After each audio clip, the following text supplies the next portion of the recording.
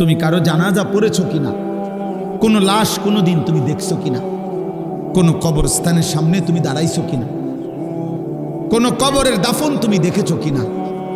যদি তোমার বিবেক থাকে তুমি একবার কল্পনা করো, এই জলজ্জান্ত মানুষটা যে এই পৃথিবীতে হাঁটতো, খাইতো, ঘুমাইতো, হাসতো, দৌড়তো, ছুটতো, সেই মানুষটাকে একেবারে অন্ধকার, চারিদিকে মাটি চাপা দিয়ে একটা গর্তের মধ্যে শোয়াই দিছে। ও আর নড়ে না, ও আর কাউরে ডাকে না। তোমার যদি বিবেক থাকে আব্বা, তুমি কোনো দিন দেখো। আমি আমার জ্যাঠার জানাজার আগে, কিছুদিন আগেও আমার জ্যাঠা মারা গেছিল, আমি জানাজা পড়াইছি জ্যাঠা, আমার আপন জ্যাঠা, বড় জ্যাঠা। তো জানাজার আগে কবরটা তো খালি, তখনও কবর খুঁড়ছে, সব রেডি করছে, কিন্তু দেখ জানাজার পরে না দাফন হবে, খালি কবর।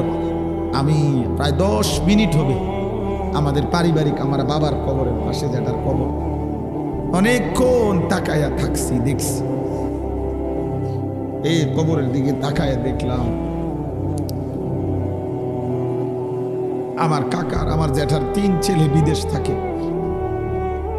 আমার জ্যাঠার জমি গ্রামে প্রসিদ্ধ, আমার জ্যাঠার অনেক জমি, আমার জ্যাঠার হালের বলদ আছে, আমার জ্যাঠার বড় বড় গাছ আছে, আমার জ্যাঠার জায়গা জমি আছে, কিন্তু কবরের এটুকু জায়গা সামর্থ্য থাকার পরেও বড় করবে এই সামর্থ্য নেই। এক দিনহীন মজুর, এক ফকিরের জন্য কবরের মাটি যেটুকু, এক রাজা ধীরাজের জন্য কবরের মাটি এটুকু।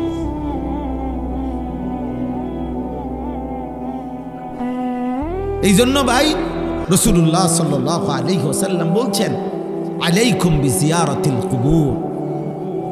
নবীজি বলছেন, উম্মত তোমরা মাঝে মাঝে কবর জিয়ারত কইরো, ফাইন্নাহা তুযাক্কিরুল মাউত ওয়া তুযাক্কিরুল আখিরা।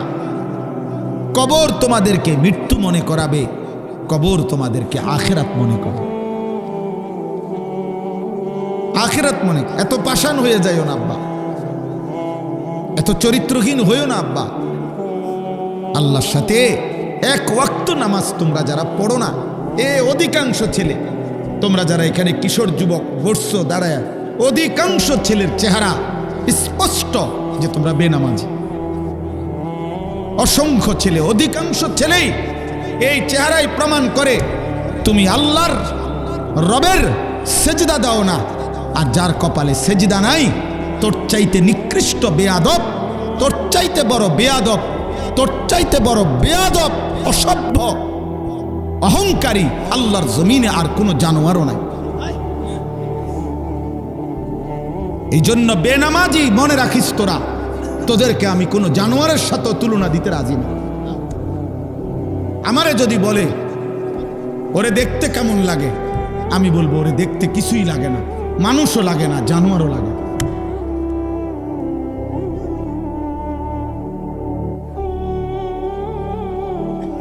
কিছুই মনে হয় না। মালিক যে ভুলে যায়, আল্লাহ যে ভুলে যায়, রব যে ভুলে যায়, আল্লাহর সাথে যার বাঁধন ছুটে যায়, ওই রবের সাথে যার সুতা ছিঁড়ে যায়, তার সুতা আর জোড়া লাগে না, আর জোড়া লাগে। হ্যাঁ, ওয়ামান ইউশরিক বিল্লাহ ফাকান্নামা খাররা মিনাস সামা ফাতাখতাফুহু আত-তায়রু আও তাহবি বিহির রিহু ফি মাকানিন সাহিক। আমি তো হাফেজ সাহেব না, দোয়া করে দেন আমি যাতে মনে রাখতে পারি। আমি তো হাফেজ না, এই জন্য অনেক কিছু কইতারি না। আই কারিম, আমার ছেলে হাফেজ আলহামদুলিল্লাহ, আমার আরেক ছেলেও ইনশাআল্লাহ হিফজের কোরআনের সবক নেবে কয়েকদিনের মধ্যে ইনশাআল্লাহ, আল্লাহ যেন কবুল করে। তো আল্লাহ বলছে ওয়ামান ইউশরিক বিল্লাহ, শোনো বান্দা, যে আমি আল্লাহর সাথে শিরিক করে, আমার সাথে যার বাঁধন ছুটে যায়, খোদার কসম আল্লাহ বলছে ফাকান্নামা খাররা মিনাস সামা, সে যেন আল্লাহর ফেরেশতা যেন তাকে 7 আসমান থেকে ছুঁড়ে মারে। ঈমান তাকে আসমানে নিছিল, সাত আসমানের ঊর্ধ্বে, আল্লাহকে ভুলে যাওয়াতে, আল্লাহর সাথে সুতা ছিঁড়ে যাওয়াতে ফেরেশতা যেন তারে ধাক্কা দিয়া সাত আসমান থেকে জমিনে ফেলে দিয়েছে। আল্লাহ বলেন তো এরপরে কি হলো? এরপরে ফাতাখতাফুহু তাইরু, কোন বাজ পাখি, কোন চিল শকুন তাকে ছোঁ মেরে জমিন থেকে উঠায় নিয়ে গেল।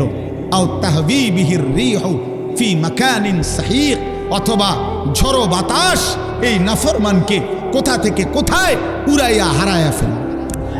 অর্থাৎ এইবার মুসলমান যখন আল্লাহকে ছেড়ে দিল, এইবার ইহুদি একবার কয় এই কাটিংটা নে, খ্রিস্টানের বাচ্চা আরেকবার কয় তুই চুলের কাটিং এটা নে, হিন্দুর বাচ্চা আরেকবার কয় তুই চুলের কাটিং এটা নে, নাফিতে কয় তুই এইটা কাটিং নে, তোরে ওই দোকানদারে কয় ফ্যান ইডাওয়ালা, সেই দোকানদারে কয় এইটা ভালো, এ মহিলা একটা কয় তুই আমার পিছনে হাঁট, আরেক মাইয়া কয় তুই আমার পিছনে হাঁট, মোবাইলের নর্তকী কয় তুই আমারে সারা রাত্রে দেখ, সিনেমার নর্তকী কয় তুই আমারে সারা রাত দেখ।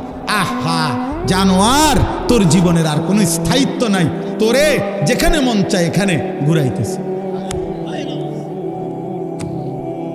আল্লাহ ছেড়ে দিলি, এবার তোরে শয়তান যেদিকে মন চায় সেদিকে নিতেছে। এই জন্য আর চুলেরও হদিস নাই, ফ্যানেরও হদিস নাই, হাফ প্যানেরও হদিস নাই। হাসে কি লেগা, কাঁদে কি লেগা, কি দেখে কি খায়, কি লেগা নাচে, কি লেগা লাফায়, কি করে কিছুই জানো। তুমি মনে করো তোমরা যারা চুল ডিজাইন করছো কার লেগে করছো? তুমি কও নির্দিষ্ট কার জন্য? আমি কেন টুপি রাখছি মাথায়? আমি আমার রাসূল সাল্লাল্লাহু আলাইহি সাল্লামের সুপারিশ চাই। আমি দাড়ি রাখছি কেন? আমি বললাম আমি আমার নবীর সুপারিশ চাই। এই জন্য আমি মেসওয়াক ব্যবহার করি কেন? আমি আমার নবীর সুপারিশ চাই। আমি আতর ব্যবহার করি কেন? আমি আমার নবীর সুপারিশ চাই।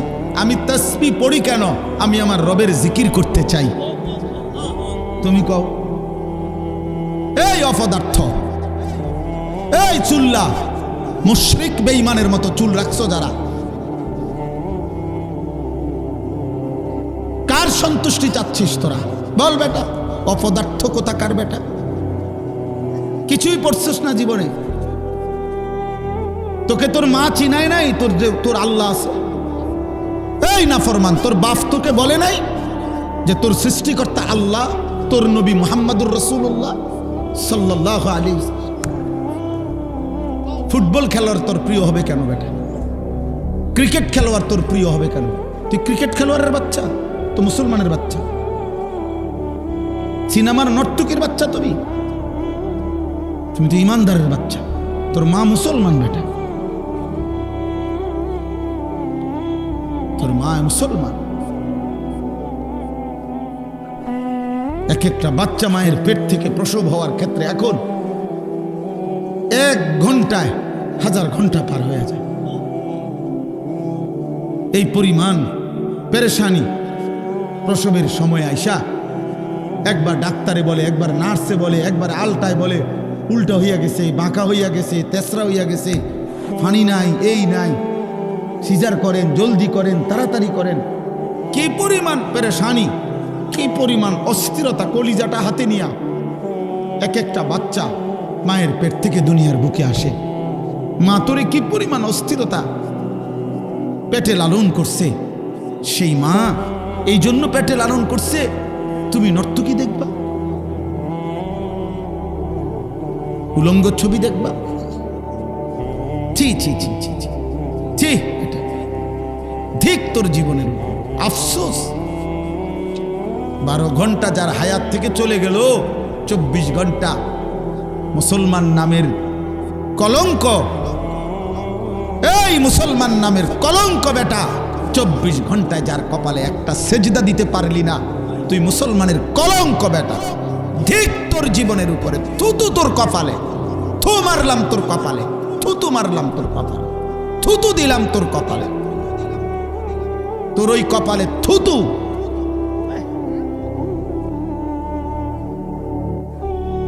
আল্লাহকে একটা সেজদা দিলি না নাফরমান, এক ওয়াক্ত নামাজ পড়লি না বেটা। মুসলমানের ঘরে জন্ম নিয়া আল্লাহকে এইভাবে ভুলে গেল। ছি ছি ছি ছি ছি ছি। আল্লাহ আমাদেরকে মাফ করে দেন। একটা ছেলে ভালো বদলাও, একজন। আমি ব্যক্তিগতভাবে ভোট চাচ্ছি না, আমি আখিরাত চাই, আমি সেজদা চাই, আমি তোমার পরিবর্তন চাই। আমি আমার রবের কাছে প্রতিনিয়ত দোয়া করি, আল্লাহ আমার জাতির কিশোর যুবক বদলে দেন। আমার এটা স্বপ্ন রে বাপ, এটা আমার একটা ফিকির, আর কি আমার ফিকির, আমার একটা আশা, আমার একটা স্বপ্ন। আমি এই জন্য আমার ময়নামতি মাদ্রাসায় 118 শতক জায়গা একসাথে কিনছি, আলহামদুলিল্লাহ।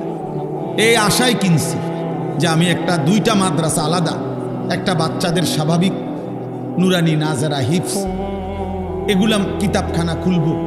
এখন তো আছে আমার মাদ্রাসায় 500 ছাত্র আছে, আলহামদুলিল্লাহ।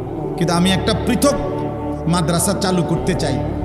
এখন আছে অল্প কুদ্দুর অল্প, কিন্তু সারা বছর যেন সারা বাংলাদেশের যেই কোনো কিশোর যুবক, স্কুল, কলেজ, ইউনিভার্সিটি পড়ুয়া এবং অন্য বয়সী যে কোনো মুসলমান বছরের যেই কোনো সময় যে যখন আসে, 2 ঘন্টা হোক 10 ঘন্টা হোক, কিছু না কিছু দিন শিখতে পারে। যে আসবে যখন দিন শিখবে তখন, যার সময় যতক্ষণ দিন শিখবে ততক্ষণ, এই আশায় আমি আলাদা মাদ্রাসা। গতকালকেও আলহামদুলিল্লাহ ও আপনার অনেক মেহমান আসছে, দেখাইছি। তাহলে মনে করেন গতকালকেও আমার কাছে বহু লোক আসছে আমার মাহফিল, মাদ্রাসার ইসলামী মাহফিল। আমার বুঝ হলো এমন অনেক লোক আছে যারা আমার কাছে মাহফিলের জন্য যায়। মনে করেন সকাল 9টা বাজে গেছে, আমার সাথে দেখা হয় জোহরের পরে। আমি জোহরের আগে দেখা করি না, ঘুম থেকে উঠা গোসল আসল করে করে মাদ্রাসা যাইতে গিয়ে জোহরের নামাজ পড়ি। তাহলে যেই লোকটা 9টা বাজে আসলো, 1টার পরে আমার লগে দেখা হইল, সেই লোকটা তো 4টা ঘন্টা এখানে বসে রয়েছে বেহুদা। এই 4 ঘন্টা যদি আমার ব্যবস্থাপনা থাকে যে আপনি 4 ঘন্টা আপনি রোজুডা আপনি শিখেন, আপনি একটা রুকুটা ঠিক করেন, তাইলেও তো বরকত হইল। একটা কিছু যদি লোকটা শিখে তার ফায়দা হবে না? এই আশায় এই জায়গাটা কিনছি। প্রায় 3 কোটি টাকা মাটি ভরাট প্রাথমিক সহ লাগবে। আপনাদের কাছেও দোয়াও চাই, সহযোগিতাও চাই। আমাদের কাগজ আছে, পরে বয়ান শেষে দিবে ছেলেরা আপনাদের কাছে। অর্থাৎ এই উদ্দেশ্য এটাই, যেই কোনো বয়সী কেউ যদি এক নামাজের মুসল্লা পরিমাণ 4200 টাকা দেয়, আমরা তাকে আমাদের সদস্য বানাই। 30 বছরের নিচে কোনো কিশোর যুবক যদি 1000 টাকা দেয় আমাদের মাদ্রাসার ওই জমিতে, আমরা তাকে কিশোর যুব সদস্য বানাই। আলহামদুলিল্লাহ সারা দেশ থেকে যার যেমনি পারছে দিচ্ছে, ব্যবস্থাপনা হইতেছে, আল্লাহর দয়া বাকিটাও হয়ে যাবে ইনশাআল্লাহ। আপনাদের কাছে দোয়া চাই, আপনারাও যদি পারেন, ছেলেরা তোমরাও যদি পারো, আমাদের মাদ্রাসার এই জমিতে দিও। 1000 টাকাই দিলা হইতে পারে, বিকাশ নাম্বার আছে কাগজে। দিলে তোমার হয়তো মনেও থাকবে না, কিন্তু ওইখানে যদি দিনই আয়োজন হয়, এই বছরও 2 বারে আমরা 3 দিন করে 6 দিনে প্রথম সাময়িক এবং দ্বিতীয় সাময়িক পরীক্ষার বন্ধে আমাদের মাদ্রাসায় বরাবর রেজিস্ট্রেশন করা 500 স্কুলের ছাত্র আমরা ওযু নামাজ শিখাইছি 2 বার, আলহামদুলিল্লাহ। এই জন্য আমার অনুরোধ, আমি কিশোর যুবক ভাই, আখিরাতের কথা তোমাদের মনে করাইতে আসছি। খোদার কসম, কোনো পদ পদবি দুনিয়াবি কোনো চাহিদা নিয়ে আসি নাই।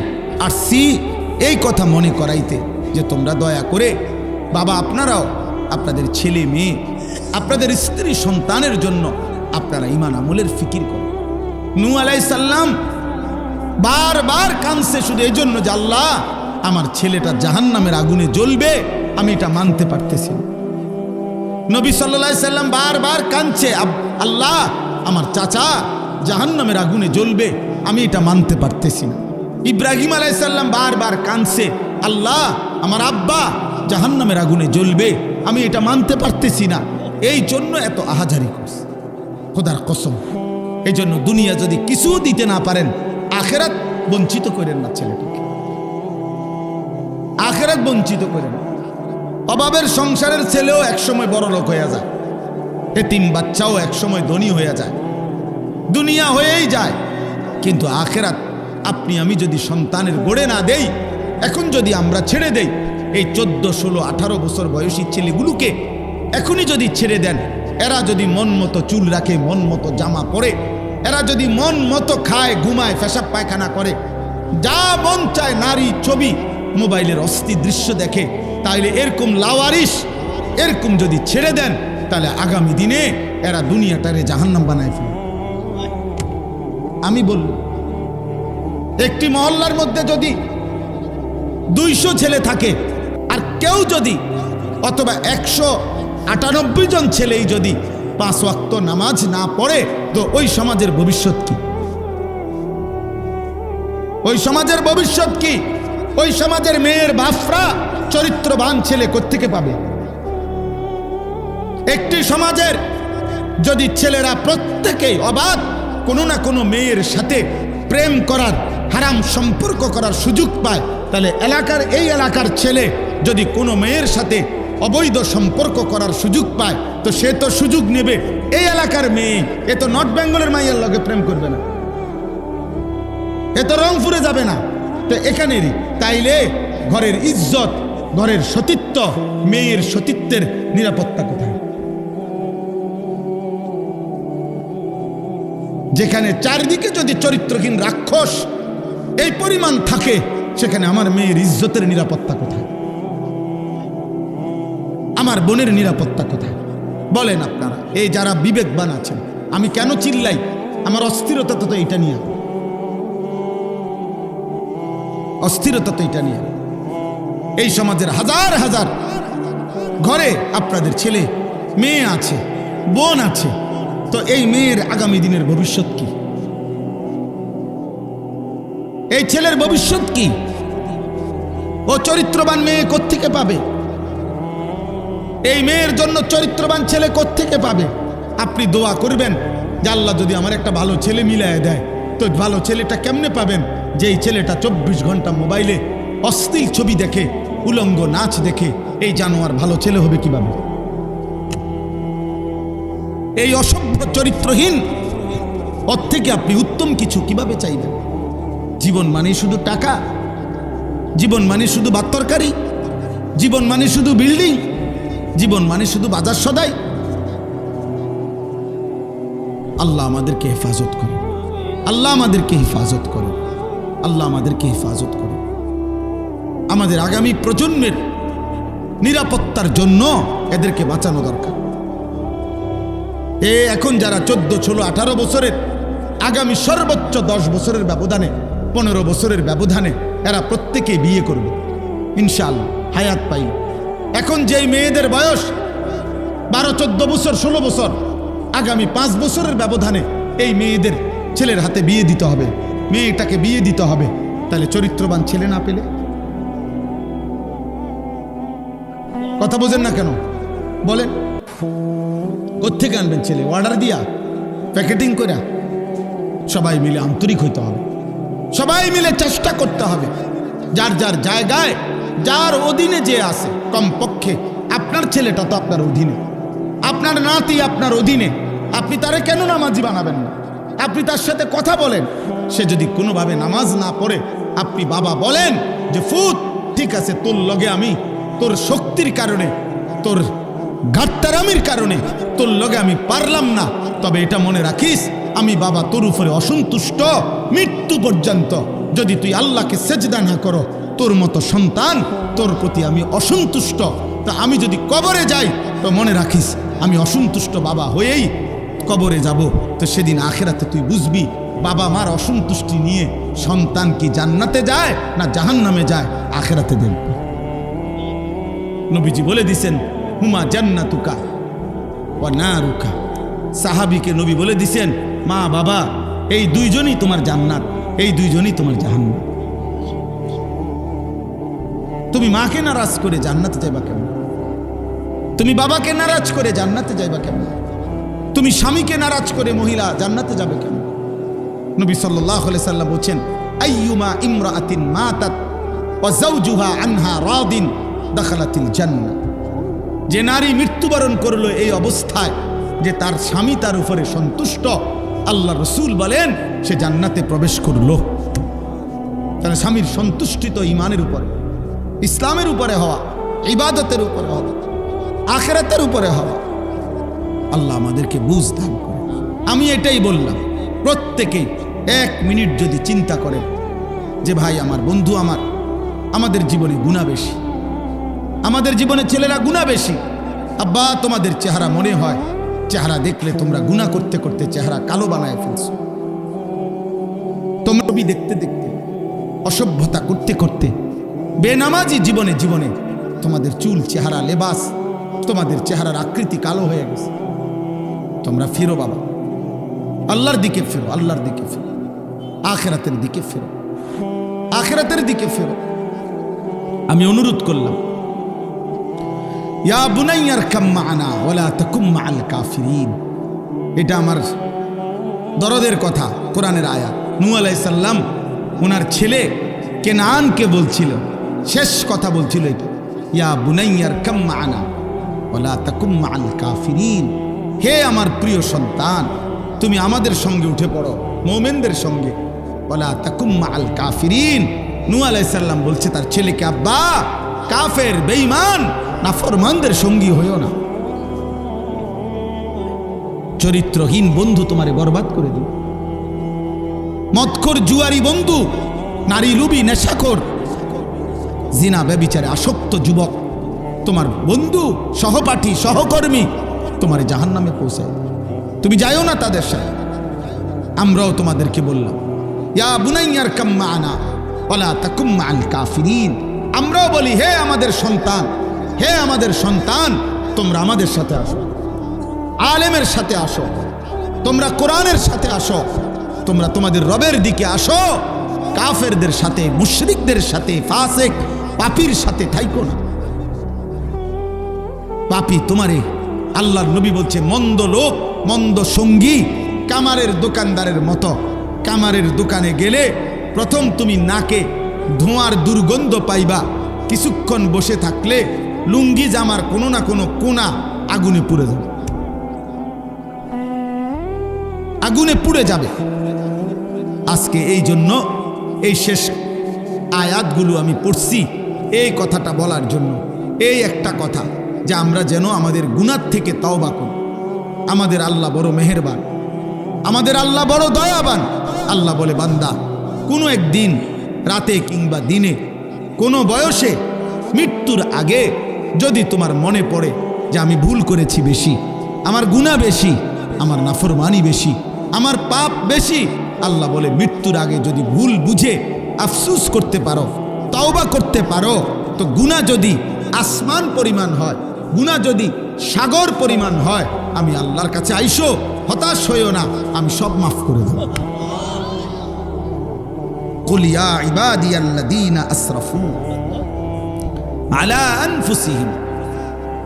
কোরআনুল কারীমের 24 নম্বর পারা, কোরআনুল কারীমের 39 নম্বর সূরা, সূরা জুমার, এই সূরার 53 নম্বর আয়াত। এটা হযরত আব্দুল্লাহ ইবনে মাসউদ বলছেন রাদিয়াল্লাহু তাআলা আনহু, আল্লাহর কোরআনের মধ্যে আল্লাহর সবচেয়ে বেশি দয়া, মায়া, উদারতা, প্রশস্ততা, মেহেরবানির সবচেয়ে বড় আয়াত এই আয়াত 53 নম্বর।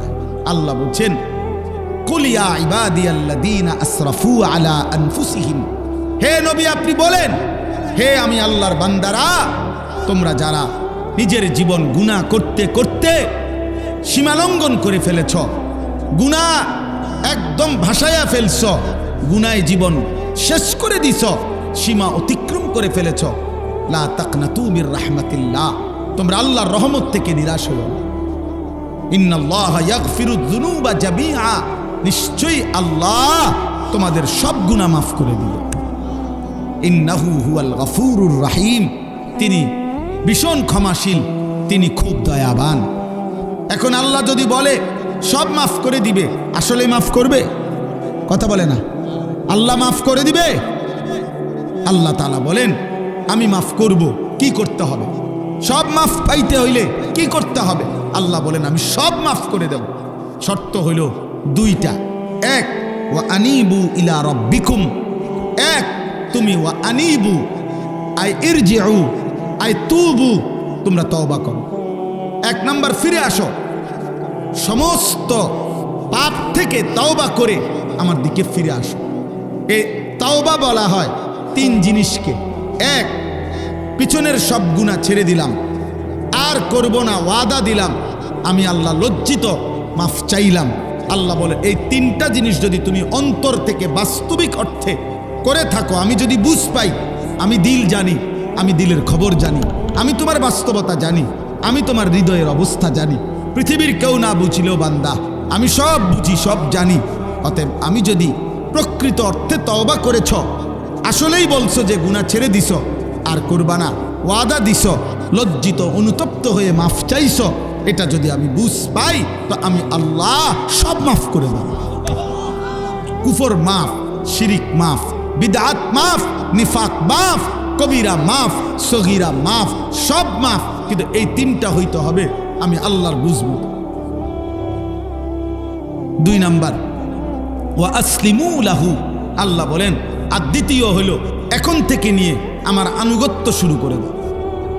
এতদিন যা হইছে হইছে, এখন নামাজ পড়ো, এখন হালাল খাও, এখন গুনাহ ছাড়ো, আর নারী দেখো না, আর ছবি দেখো না, আর অস্থির দৃশ্য দেখো, মদ খাইও না, জুয়া খেলো না, উলঙ্গ ছবি আর দেখো না, সুদের টাকা নিও না, ঘুষের টাকা নিও না, স্ত্রীর বেপর্দা হইতে নিষেধ করো, ছেলে মেয়ে বিবি বাচ্চা নিয়ে নামাজে অভ্যস্ত হও। আল্লাহ বলেন ও আসলিমু, আমার আনুগত্য শুরু করো। এই দুইটা, এক, গুনাহ ছেড়ে দিয়ে তওবা করো, 2, আমার আনুগত্য শুরু করে দাও। মিন ক্বাবলি আন ইয়াতিয়াকুমুল আযাবু সুম্মা লা তুনসারুন। আল্লাহ বলে বান্দা যাই করবা মৃত্যু আসার আগে আগে করতে হবে। যদি মৃত্যু এসে যায়, আজরাইল এসে যায়, তখন কিন্তু সাহায্য করা হবে। এই আযাবু অর্থ হলো মৌত। এই 2 জিনিস। ফিরে আসো তুমি আল্লাহর দিকে, আনুগত্য শুরু করো আমার, আমি তোমারে মাফ করে দেব। ওয়াত্তাবিউ আহসানা মা উনজিলা ইলাইকুম মির রাব্বিকুম। আল্লাহ বলেন, আবারও বলছি, আমি আল্লাহ সর্বশ্রেষ্ঠ, সবচেয়ে সুন্দর যেই আসমানি কিতাব কোরআন তোমাদের জন্য নাজিল করেছি, তোমরা সব ব্যাপারে, জীবনের সব ক্ষেত্রে এই কোরআনের আনুগত্য করো। আবারও বলছি, মিন ক্বাবলি আন ইয়াতিয়াকুমুল আযাবু বাগতাতাও ওয়া আনতুম লা তাশউরুন। মৃত্যু আসার আগে আগেই, হঠাৎ করে, যা তোমরা বুঝতেও পারবে না, যা তোমরা টেরও করতে পারবে না। প্রতিদিন কিশোর যুবক মারা যায়, প্রতিদিন রোড অ্যাক্সিডেন্টে লোক মারা যায়, প্রতিদিন মোটরসাইকেল অ্যাক্সিডেন্টে লোক মারা যায়, প্রতিদিন যুবক মারা যায়। সেদিন সিলেট এক প্রাইভেট মেডিকেল কলেজের চেয়ারম্যান আমারে বলছিল, কয় যে হুজুর, আমাদের এই এত বড় মেডিকেল কলেজের যে আইসিইউতে সব সময় হুজুর যারা ভর্তি থাকে, তাদের মধ্যে অধিকাংশ, শতকরা 90% আইসিইউর রুগী নওজোয়ান। আমি বলছি কেন? কয় এর মধ্যে অধিকাংশই হইল, উনি নিজে বলছেন, কয় এর মধ্যে অধিকাংশই হইল মোটর সাইকেলে অ্যাক্সিডেন্ট করছে, এত ভয়ানক যে তাৎক্ষণিক আইসিইউতে ঢুকে গেছে। উনি নিজে বলছেন। সেদিন পত্রিকায় আমি নিজে পড়ছি, বাংলাদেশে গত এক বছরে 24 এবং 25 সাল, এই 1 বছরের ব্যবধানে এইডস রোগী, যৌন রোগের মারাত্মক যে মহামারী এইডস, HIV আক্রান্ত রোগী বাংলাদেশে গত 10 বছরের চাইতে এই 1 বছরে অনেক বেড়ে গেছে। উনি হিসাব দিছে, রিপোর্টার, বাংলাদেশের অনেকগুলো হসপিটালের নাম লিখছে, ওইখানে এই মুহূর্তে চিকিৎসাধীন রোগী এইডস আক্রান্ত কতজন, এটার হিসাব দিছে, দিয়া নাম দিছে, সব কিছু দিয়ে বলছে। সবচেয়ে দুঃখজনক কথা হলো যে উনি বলছেন যে এই এইডস আক্রান্ত, এই ভয়ঙ্কর মহামারী, দোস্ত, করোনা আসছে গেছে, কিন্তু এইডস কোনোদিন পৃথিবীর কোনো অঞ্চলে এখনো এই মহামারী চলে গেছে এ কথা কেউ বলে নাই, চিকিৎসা বিজ্ঞানীরা, এটা সর্বসময় আছে। তো উনি বলছে, এই রিপোর্টার, যে এই বর্তমান এইডস আক্রান্ত রোগী, যৌন মারাত্মক ভয়ঙ্কর রোগ, এইটা যেটা মৃত্যু এনে মৃত্যু হয়ে যায় যার হলে, এইটা আপনার অধিকাংশই, উনি বলছেন, এই বর্তমান চিকিৎসাধীন রোগীর মধ্যে বড় অংশ হইল কিশোর যুবক। আরো ভয়ঙ্কর হওয়ার কথা হইল, উনি বলছেন ওই রিপোর্টার যে এর মধ্যে বড় অংশ হইল সমকামী, অর্থাৎ ছেলে ছেলে অপকর্ম করে এই যৌন আক্রান্ত। তার মানে নারী দেখতে দেখতে মোবাইলে 24 ঘন্টা উলঙ্গ ছবি, নাচ, নর্তকীর জিনা ব্যভিচারের দৃশ্য দেখতে দেখতে এই জানোয়ার কুত্তার মতো হয়ে গেছে। এই জন্য এখন তার যৌন চাহিদা পূরণের জন্য সে সামনে যা পাইতেছে সব নষ্ট করবে, কারণ তাকে তো ধরবার কেউ নেই। তার বাপেও জানে না, তার মাও জানে না, এই সমাজের কেউ জানে না যে ছেলেটা কি করছে।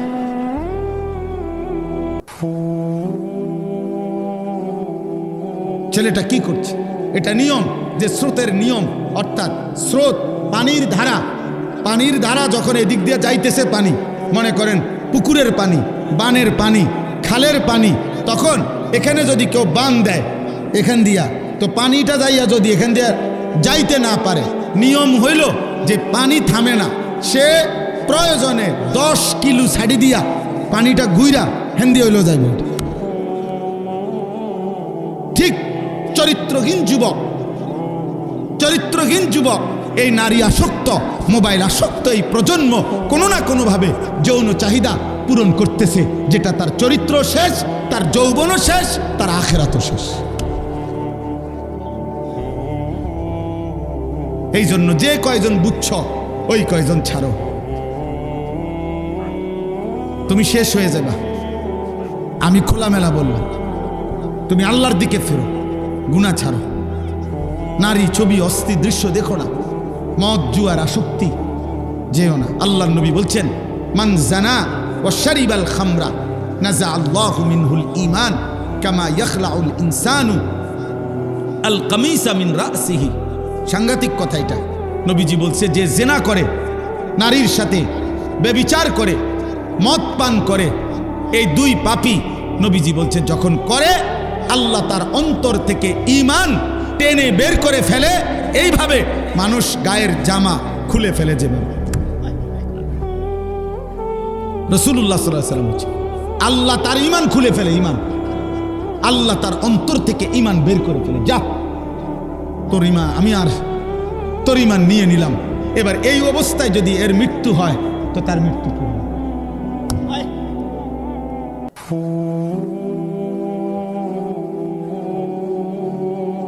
কি হবে? কোরআনুল কারীমের এই সূরা জুমারের মধ্যে আছে, এখানে আছে ভাইয়া বাবা, বিশ্বাস করো, আল্লাহ বলছে আমি প্রত্যেকটি মানুষের রূহ দুই ভাবে তার থেকে বিচ্ছিন্ন করি। রূহ এক, মৃত্যুর সময় মালাকুল মউতের মাধ্যমে তার রূহ তার দেহ থেকে চূড়ান্তভাবে আলাদা করি। আর দ্বিতীয়ত, খোদার কসম আল্লাহ কোরআনে বলছে, প্রত্যেক মানুষের ঘুমের সময় যতবার যে ঘুমায় প্রতিবারই আমি আল্লাহ তার দেহ থেকে তার রূহ আলাদা করে রাখি। আবার আমি আল্লাহ চাইলেই তার রূহ ঘুম থেকে জাগার সময় যথাস্থানে ফেরত দিই। কি বুঝলেন? আল্লাহু ইয়াতাওয়াফাল আনফুসা হিনা মাউতিহা ওয়াল্লাতী লাম তামুত ফি মানামিহা ফায়ুমসিকুল্লাতী কাদা আলাইহাল মাউত ওয়া ইউরসিলুল উখরা ইলা আজালিন মুসাম্মা। এই যে সূরা। তাইলে বন্ধু, নারী দেখতে দেখতে, ছবি দেখতে দেখতে, উলঙ্গ দৃশ্য দেখতে দেখতে, এক ওয়াক্ত নামাজের সেজদা না দিয়ে তুমি যে ঘুমাইলা, আহা, এই ঘুম যদি আর না ভাঙে, এই রূহ যদি আল্লাহর ফেরত না দেয়, তো তোমার মৃত্যু হয়েছে কিসের? তোমার মৃত্যু হলো কি নিকৃষ্ট মৃত্যু। মানুষে জানাজা পড়লে কি হলো, মানুষে স্লোগান দিলে কি হলো, 10 গ্রাম ভাত খাবাইলে কি হয়েছে, গরু জবাই করলে কি হয়েছে? আপনি গরুর ফিটে করে ব্যস্ত যাবেন গা? হ্যাঁ, আপনি ফার্মের মুরকে কান্দে করে ব্যস্ত যাবেন গা? বেহেস্ত আপনার মামুর বাড়ি। হ্যাঁ, বেহেস্তের দাম আপনার এই 30 কেজি ফার্মের মুরকা আপনার মরার পরে যেটা খাবাইছে। আখেরাতে জান্নাতের মূল্য এই আপনি 30 কেজি গরুর গোস্ত, এই 750 টাকা করে। এটা জান্নাত, এটা জান্নাতের দাম শোধ করছেন নাকি? হ্যাঁ বলেন না বাবা, কিতা জান্নাতের দাম শোধ করছেন নাকি?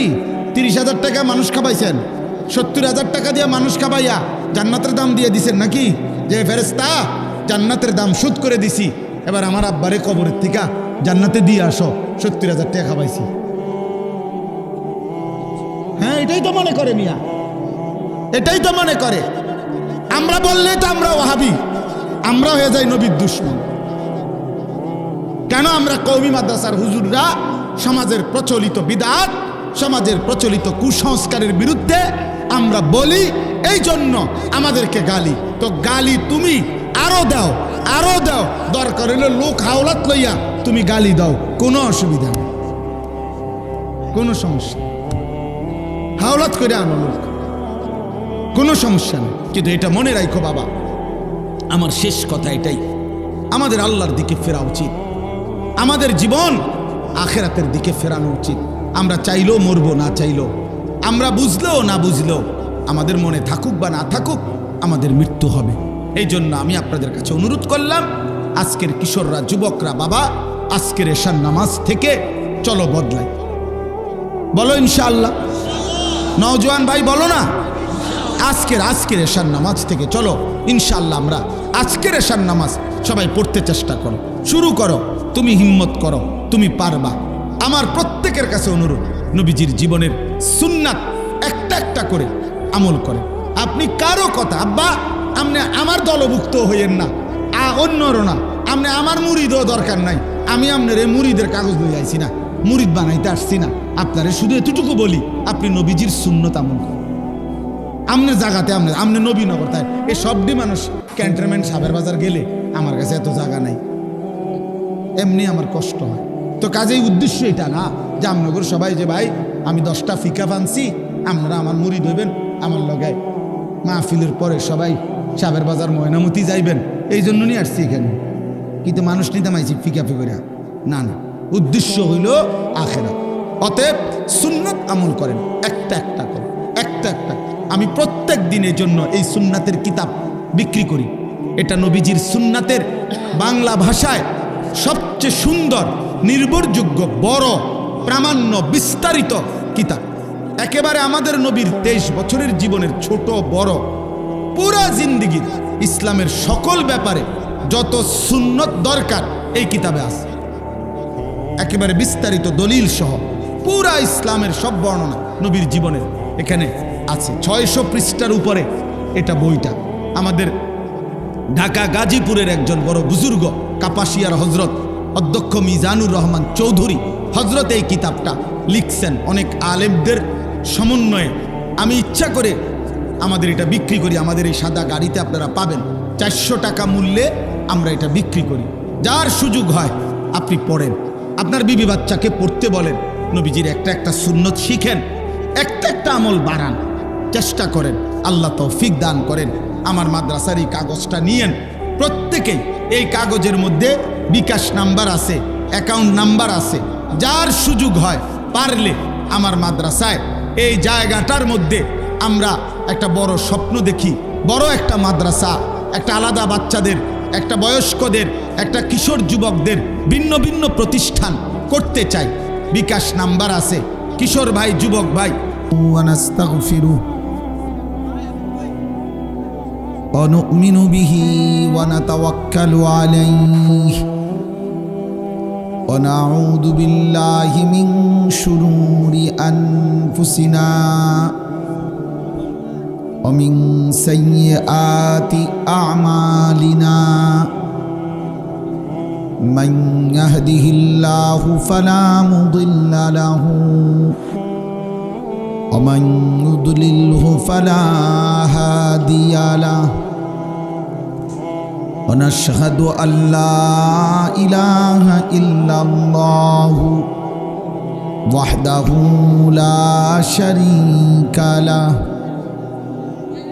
ونشهد أن سيدنا وحبيبنا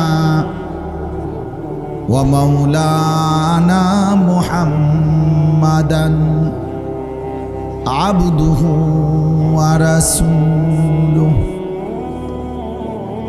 أما بعد فأعوذ بالله من الشيطان الرجيم বিসমিল্লাহির রহমানির রহিম।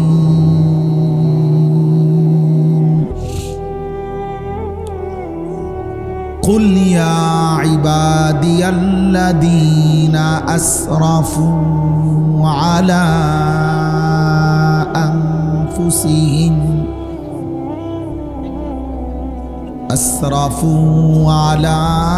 أنفسهم لا تقنطوا من رحمة الله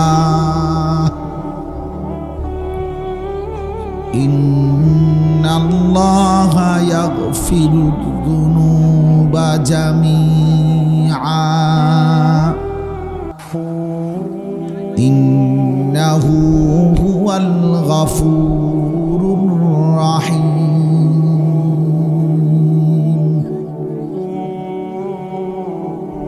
وأنيبوا إلى ربكم وأسلموا له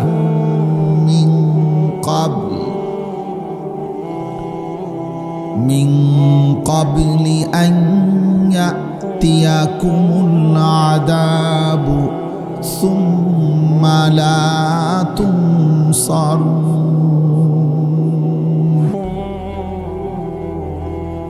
واتبعوا أحسن ما أنزل إليكم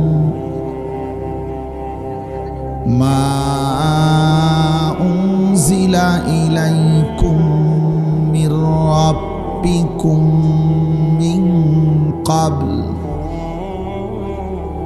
من قبل أن يأتيكم العذاب بغتة وأنتم لا تشعرون صدق الله مولانا العظيم وقال نبينا صلى الله عليه وسلم يا أيها الناس توبوا إلى الله جميعا واستغفروه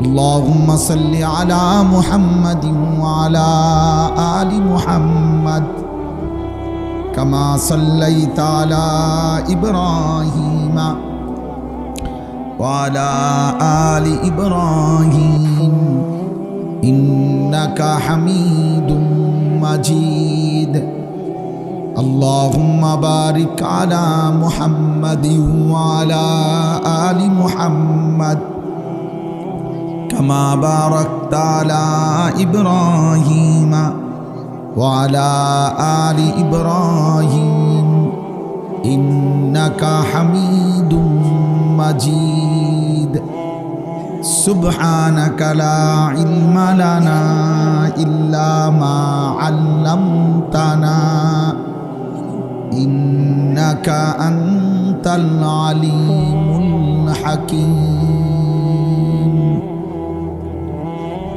الحمد لله আল্লাহ পাক রব্বুল ইজ্জত জুল জালাল ওয়াল ইকরামের ফজল করম রব্বুল আলামিনের অপরিসীম ইহসান মেহেরবানি দয়া আল্লাহ তাআলা আমাদেরকে আজ 14 ডিসেম্বর 2025 রোজ রবিবার বিবাড়িয়া জেলা নবীনগর উপজেলাধীন নবীপুর উত্তরপাড়া ভোলাকাজী বাড়ির প্রবাসী ও ব্যবসায়ীদের উদ্যোগে এলাকার সকল মুর্দে গানের রুহের মাগফিরাত কামনায় আজকের এই প্রথম বার্ষিক ইসলামী সম্মেলনে আল্লাহ তাআলাই আমাদেরকে আসবার বসবার আল্লাহর জন্যই জমা হওয়ার তৌফিক দান করেছেন আলহামদুলিল্লাহ।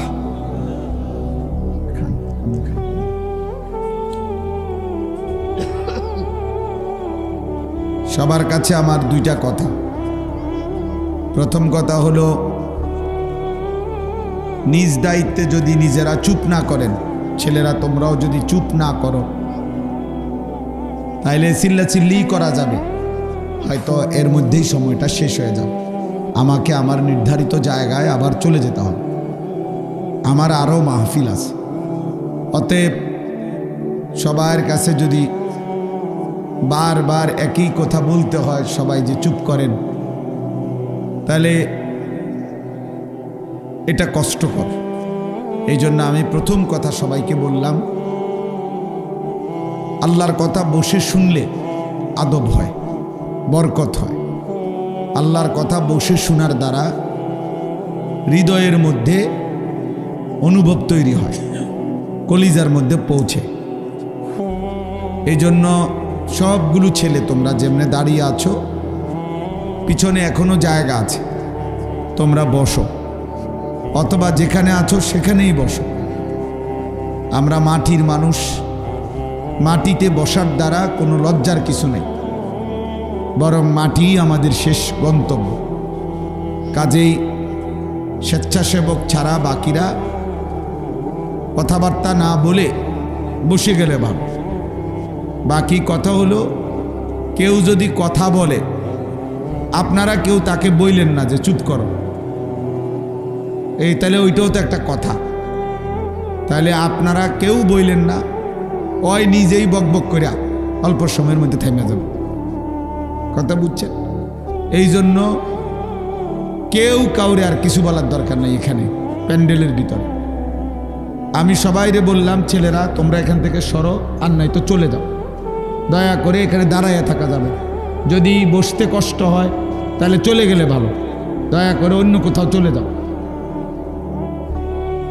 চলে গেলে ভালো না। এই যে তোমরা ভাই হয়তো বসো, নয়তো চলে যাও, আব্বা চলে যাও, এটা চলে গেলে ভালো। বসো, এই যে ছেলে বসো, জায়গায় বসো, নয়তো সরো।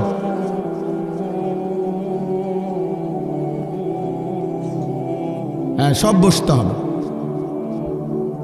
যে এই যে এই লাল গেঞ্জি ভাই বসো। জি মাশাআল্লাহ। আপনারা কেউ কিছু বলবেন, নিষেধ করলাম না, কেউ কোনো বুদ্ধি দিবেন না, আমারটা আমি বলতেছি। আপনারা কেউ বলবেন, আপনারা বললে কাজে লাগবে। হ্যাঁ, পাল্টা আপনারা একটা বলবে, হ্যাঁ আপনি কাটা কথা কইনি, তখন ঝগড়া লাগবে। আচ্ছা, দ্বিতীয় কথা হলো, হাতে ধরা সবগুলো মোবাইল বন্ধ করতে হবে। এটা আমার প্রতিদিনকার কথা। কমপক্ষে যারা নিয়মিত আমার বয়ান শুনেন তারা তো জানার কথা। এই জন্য ভাই, ছেলেরা, বাবা, হাতে মোবাইল ধরে একজনও ভিডিও বা রেকর্ড করবা না, আমি নিষেধ করলাম তোমার। যদি এরপরও গোপনে চালাকি করে কেউ ভিডিও বা রেকর্ড করো, তো তোমার জন্য আমার ওয়াজ না, এবং তোমার জন্য আমার কোনো দোয়াও রইল না। তোমার হাতে ছেড়ে দিলাম, তোমার দায়িত্বে ছেড়ে দিলাম। আমি তোমার জন্য দোয়া করলাম, এবং আমার ওয়াজও তোমার জন্য না, এটাও নিষেধ করলাম স্পষ্ট। এই দুই কথা। এক নাম্বার, বসে মনোযোগ দিয়ে আল্লাহর কথা শুনলে, চুপ থেকে শুনলে, বিশ্বাস করেন যে যত মনোযোগী হয়, যে যতটা চুপ করে, আল্লাহর ওয়াদা, আল্লাহ বলছেন তোমরা আমার কথা শুনবার সময় দুইটা কাজ করবা, ফাসতামিউ লাহু ওয়া আনসিতু, তোমরা মনোযোগ দিয়ে শোনো এবং চুপ থাকো, লাআল্লাকুম তুরহামুন, আল্লাহ বলেন অবশ্যই তোমাদের উপর রহমত বর্ষিত হবে। তাইলে কেউ যদি আল্লাহর কথা মনোযোগ দিয়ে শুনে এবং চুপ থাকে, আল্লাহর ওয়াদা যে আল্লাহ তার উপরে রহমত বর্ষণ করবেন। আর আল্লাহ কারো উপরে রহমত বর্ষণ করবেন মানে কি? তাফসীরের মধ্যে আছে, আল্লাহ তাআলা তাকে আল্লাহর আনুগত্য, আল্লাহর কথা মানা, আল্লাহর ইবাদত করার তৌফিক দান করবেন, অর্থাৎ সুযোগ দিবেন যে বান্দা, তুমি যেহেতু আমার কথা মনোযোগ দিয়ে শুনেছ, ঠিক আছে, আমি আল্লাহই তোমাকে দয়া করে সেজদা করার, আনুগত্য করার, আমার হুকুম মানার তৌফিক আমি দিয়ে দিলাম, তৌফিক দিয়ে দিলাম। এটা বহুত বড় তৌফিক, শুধুই আল্লাহর কাছ থেকে। পৃথিবীর সর্বশ্রেষ্ঠ রাসূলের হাতেও তৌফিক নাই, হেদায়েত নাই, ফায়সালা নাই, সিদ্ধান্ত নাই। সিদ্ধান্ত আল্লাহর হাতে, ফায়সালা আল্লাহর হাতে, তৌফিক আল্লাহর হাতে। ইবাদতের যোগ্যতা ইবাদতের মানসিকতা, ইবাদত করার মতো মানসিকতা এবং পরিবর্তন, হেদায়েত সব আল্লাহর হাতে, সব আল্লাহর হাতে।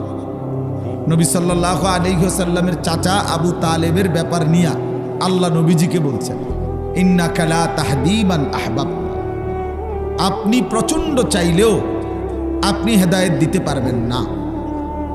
তাহলে খুদ রাসূলুল্লাহ সাল্লাল্লাহু আলাইহি সাল্লাম, যার হাতে অগণিত মানুষ কালেমা পড়ছে, যার মহব্বত আল্লাহ তাআলার কলিজায় সর্বোচ্চ বেশি, যিনি আল্লাহর মাহবুব, তাকেই আল্লাহ বলছেন যে আপনাকেও আমি আল্লাহ বলে দিলাম, আপনি বললেও হবেন, হেদায়েত আমার হাতে। তাহলে সেখানে আমরা কি? সেখানে বক্তা কি আর ওয়াইজ কি? হযরত ইব্রাহিম আলাইহিস সালাম ওনার আব্বার হেদায়েতের জন্য বেশি চাইছেন। কোরআনুল কারীমের অগণিত আয়াত আছে, ওনার আব্বাকে উনি এত আহাজারি করছেন কালেমা পড়াইবার জন্য। আল্লাহ বলছেন না, দেব না। কেন? আমার ইচ্ছা, দেব না। তো ইব্রাহিম আলাইহিস সালামের আব্বা ইমানদার হইতে পারে আজও। হযরত নূহ আলাইহিস সালাম ওনার ছেলে কেনানের ব্যাপারে খুব বেশি কান্নাকাটি করছেন আল্লাহর কাছে। একেবারে মৃত্যুর সময়ও ছেলেটাকে ডাকাডাকি করছেন, আল্লাহর কাছে হাত তুলছেন, আল্লাহ আমার ছেলে, রব্বি ইন্না ইবনি মিন আহলি, আল্লাহ আমার সন্তান, আমার পরিবার, আমার কলিজার টুকরা সন্তান, এটা ও জাহান্নামের আগুনে জ্বলবে। আমি আজকে 950 বছর আপনার বান্দাদেরকে জাহান্নামের আগুন থেকেই তো বাঁচাইতে চাইছি। 950 বছর ধরে আপনার কালেমার দাওয়াত দিচ্ছি, বিনিময়ে আল্লাহ আমি আমার এই ছেলেটার ব্যাপারে কেমনে মেনে নেব? ও জাহান্নামের আগুনে জ্বলবে। আল্লাহ বললেন আমি দেব না। তো দেয় নাই, বরং আল্লাহ নিষেধ করছে, ইন্নী আইযুকা আন তাকুনা মিনাল জাহিলিন। কোরআন শরীফে আছে, আল্লাহ বলছে, হে নূহ, তুমি নবী আমার, তুমি বোকা মানুষ, মূর্খ মানুষের মতো কাজ করো না, আমি নিষেধ করব। আমি যেটা বললাম আমি হেদায়েত দেব না, তুমি জোরাজুরি করতেছো কেন? তুমি বুঝো না তুমি নবী না আমার? তুমি জোরা চাপাচাপি করছো কেন? আমি বললাম এটা আমি হেদায়েত দেব না। তাইলে দেখেন কোরআনুল কারীমের মধ্যে আছেন, নূহ আলাইহিস সালাম তখন আল্লাহর কাছে পুনরায় দোয়া করছে, আল্লাহ আমি খেয়াল করতে পারিনি, আমার সন্তানের অত্যধিক মায়ায় আমার সন্তান জাহান্নামের আগুনে জ্বলবে, এই পেরেশানিতে আমি আপনার ফয়সালা ভুলে গেছিলাম, আপনি আমারে মাফ করে দেন। ওয়া ইল্লা তাগফিরলি ওয়া তারহামনি আকুম মিনাল খাসিরিন।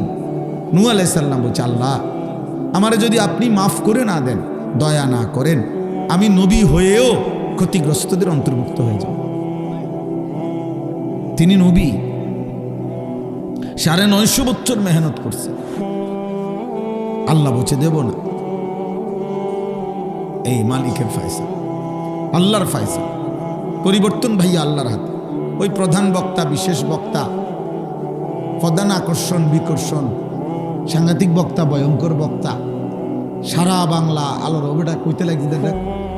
এই জন্য আমি আমার সালাম দিয়ে ওটা নামে কইতে বললে পারে না, টাইটেল কইয়ে শেষ হয় না ওনার, বুঝলেন? আনিসুর রহমান আশরাফি এটা কইবার আগে কি কইলে হুজুরের মর্যাদাটা ফুটে উঠব, এইটাই কুলাইতেছে না। তো আর যদি কিছুক্ষণ সময় দেওয়া যাইত, তো যিনি মঙ্গল গ্রহে বয়ান করেন, সৌরজগৎ যার কথায় উঠা বসা করে, বুঝলেন? হ্যাঁ, পদ্মা সেতুর পিলার যিনি খাড় করাইছেন, বুঝছেন? দোস্ত এর কোনোটায় দাঁড়াই এই পদ পদবি এগুলা দিয়া কারো হাতে উম্মতের পরিবর্তন, মানুষের হেদায়েত নাই, আল্লাহর হাতে। আল্লাহর হাতে পরিচিতি, সুখ্যাতি, সুনাম, জনপ্রিয়তা, ধোকা ধোকা ধোকা, কোনো ফায়দা নেই, আখিরাতের দৃষ্টিতে কোনো ফায়দা নেই। এই জন্য এটা বললো, এই 3টা উদাহরণ, 3 জন নবীর একজন আমাদের নবী সাল্লাল্লাহু আলাইহি সাল্লাম, নবীজির হাত আল্লাহ নামায় দিছে। আবু তালেবের জন্য নবী হাত উঠাইছিল, একেবারে বুখারীর রিওয়ায়াত। নবীজি বলেছেন আস্তাগফিরান্না লাকা মা লাম উনহা আনকা, আল্লাহ আমারে নিষেধ না করা পর্যন্ত চাচা আমি আপনার জন্য আল্লাহর কাছে ক্ষমা প্রার্থনা করব। নবী হাত তুলছিলেন, আল্লাহ নামায় দিছে, হাত নামান। মা কানা লিন নাবিয়্যি ওয়াল্লাযীনা আমানু আন ইস্তাগফিরু লিল মুশরিকিন ওয়ালাউ কানু উলি কুরবা, সূরা তাওবার আয়াত। আল্লাহ বলছে সাবধান, কোন নবী কিংবা ঈমানদার কারো জন্য জায়েজ নাই, চরম একেবারে ঘনিষ্ঠ আত্মীয় যদি হয় তার জন্য মুশরিক হলে আমি আল্লাহর কাছে ক্ষমা প্রার্থনা করার কোনো অনুমতি নেই। হাত নামান। এটা কার হাত নামাইছে বুঝছে? কার হাত? তিনি কে বুঝেন আপনি? আল্লাহর কি হয় উনি? হ্যাঁ, শুধু নবী, উনি আল্লাহর কলজাটা,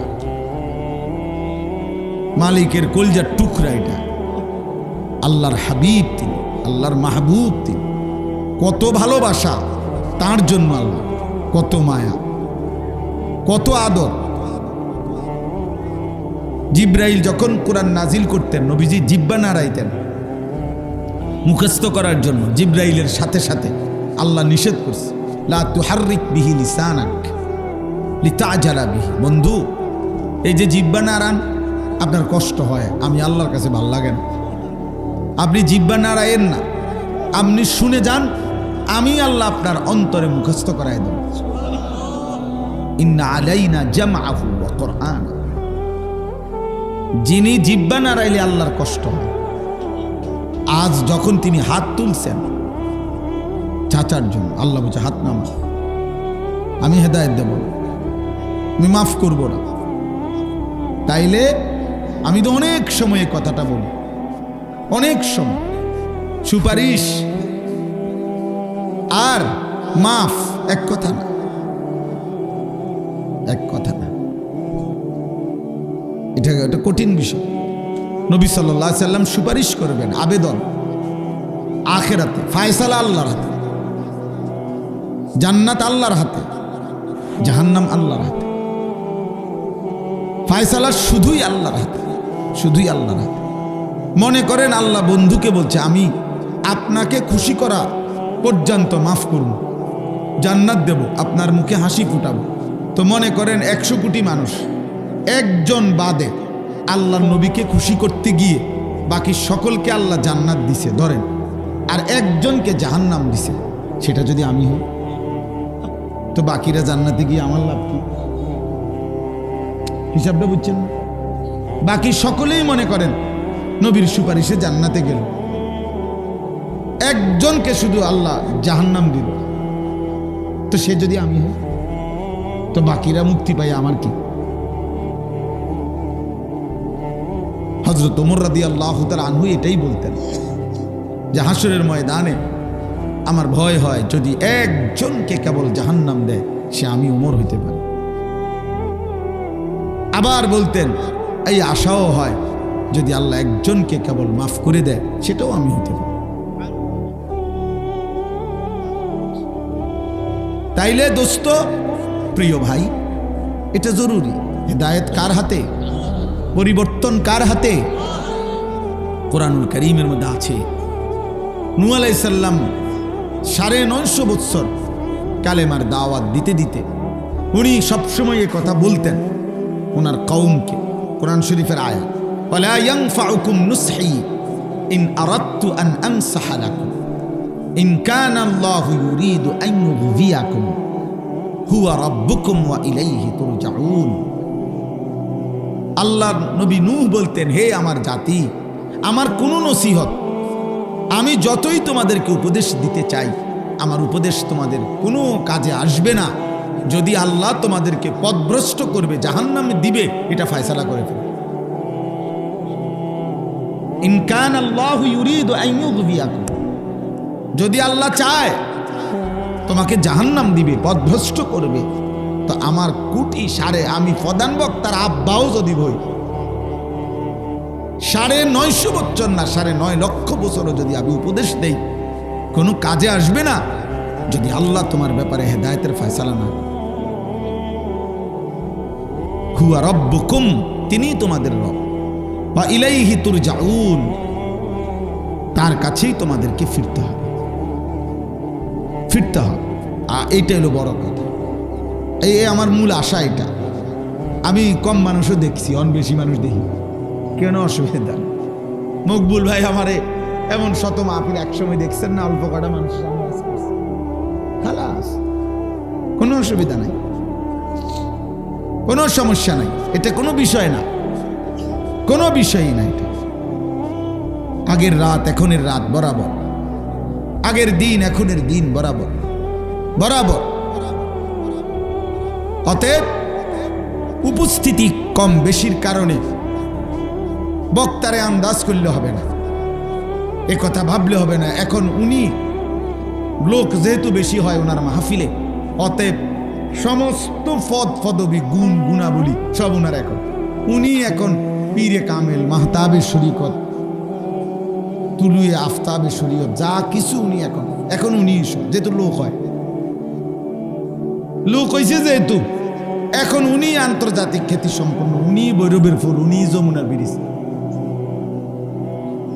উনি সব। না না না না না, তাকওয়া বিহীন, আখিরাত বিহীন, আল্লাহ তাআলা মাফ না করিলে 800 কোটি মানুষের কাছেও পরিচিতি কোনো কাজে আসবে, কোনো কাজে আসবে, কোনো ফায়দা হবে না। এজন্য দোস্ত সবাইকে বলি, নওজোয়ান আলেম, নওজোয়ান ইমাম, আপনাদেরকেও বলি, কোনোভাবেই মাখলুকের কাছে পরিচয়ের জন্য কৌশল না করা, বরং রবের কাছে পরিচিত হবে, রবের কাছে পরিচিত হবে, মদিনার বন্ধুর কাছে পরিচিত হবে। এমন যেন হয় যে হাসরের দিন নবী সাল্লাল্লাহু আলাইহি সাল্লামের সামনে গেলেই তিনি যেন নাম শুনেই বলে, ও আচ্ছা তুমি না, তুমি যে সব সময় দুরূদ শরীফ পড়তা, ফেরেশতা তো সব সময় আমার কাছে তোমার নাম বলতো, আমি কত শুনছি তোমার নাম, কত শুনছি।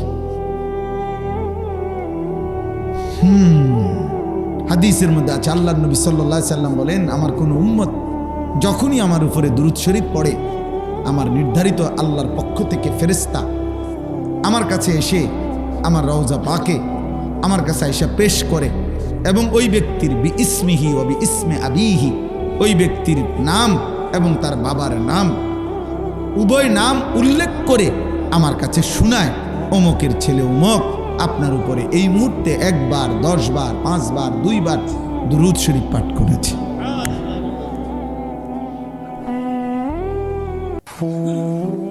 হাসরের দিন নবী সাল্লাল্লাহু আলাইহি সাল্লাম বলছে,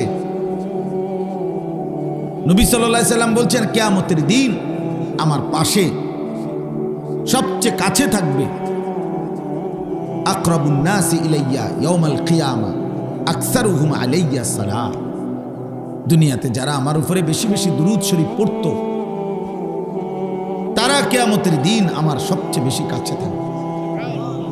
ভালোবেসে পড়তে হবে, ভালোবেসে, ভালোবেসে, নিজের দিলে, নিজের মহব্বতে, একাকিত্বে, যখন যে বেশি বেশি বেশি বেশি, শুধু অনুষ্ঠান হইলে, শুধু বিশেষ কোনো আয়োজন হইলে আপনি ডুল্লা ডুল্লা লইরা লইরা সুরে সুরে তালে তালে 3 বার পড়েন, 4 বার পড়েন, আর তো পড়েন না। সকালে পড়েন না কেন, দুপুরে পড়েন না কেন, বিকালে পড়েন না কেন, খিচুড়ি ছাড়া পড়েন না কেন, জিলাপি ছাড়া পড়েন না কেন, বিরিয়ানি ছাড়া পড়েন না কেন, তাবারুক ছাড়া পড়েন না কেন? আপনি আখিরাতের জন্য না পড়বেন, আপনি নবী সাল্লাল্লাহু আলাইহি সাল্লামের ভালোবাসায় না পড়বেন। রাতে পড়বেন, দিনে পড়বেন, সকালে পড়বেন, গভীর রাতে পড়বেন, একাকী পড়বেন। এক সাহাবী জিজ্ঞেস করছে, ইয়া রাসূলুল্লাহ সাল্লাল্লাহু আলাইহি ওয়াসাল্লাম, ফরজ ওয়াজিব সুন্নতে মুআক্কাদা আমলের পর আমার হাতে যেটুকু সময় থাকে, আমি যদি তার অর্ধেক সময়, আমার অতিরিক্ত সময়ের অর্ধেক যদি আপনার উপরে দুরূদ শরীফ পড়ি কেমন হবে? আল্লাহর নবী সাল্লাল্লাহু আলাইহি সাল্লাম বলছেন, উত্তম হবে, তবে তুমি চাইলে আরো বেশি পড়তে পারো। নবী সাল্লাল্লাহু আলাইহি সাল্লামকে সাহাবী বললেন, আমি ফরজ ওয়াজিব সুন্নতে মুআক্কাদার পরে অতিরিক্ত সময়ের 3 ভাগ করে 2 ভাগে যদি আমি আপনার উপরে দুরূদ শরীফ পড়ি কেমন হবে? নবী সাল্লাল্লাহু আলাইহি সাল্লাম বললেন, বহুত উত্তম হবে, তবে তুমি চাইলে আরো বেশি পড়তে পারো। সাহাবী বললেন, ইয়া রাসূলুল্লাহ, তাহলে আমি কি আমার অতিরিক্ত সময় ফরজ ওয়াজিব সুন্নতে মুআক্কাদার পর অতিরিক্ত যেটুকু সময় থাকে পুরা সময়টাই যদি আপনার উপরে দুরুদি পড়তে থাকি কেমন হবে? আল্লাহ রাসূল সাল্লাল্লাহু আলাইহি সাল্লাম বললেন, তাহলে তুমি দুনিয়া আখিরাতের সব ব্যাপারে নিশ্চিন্ততার আশা করতে পারবে।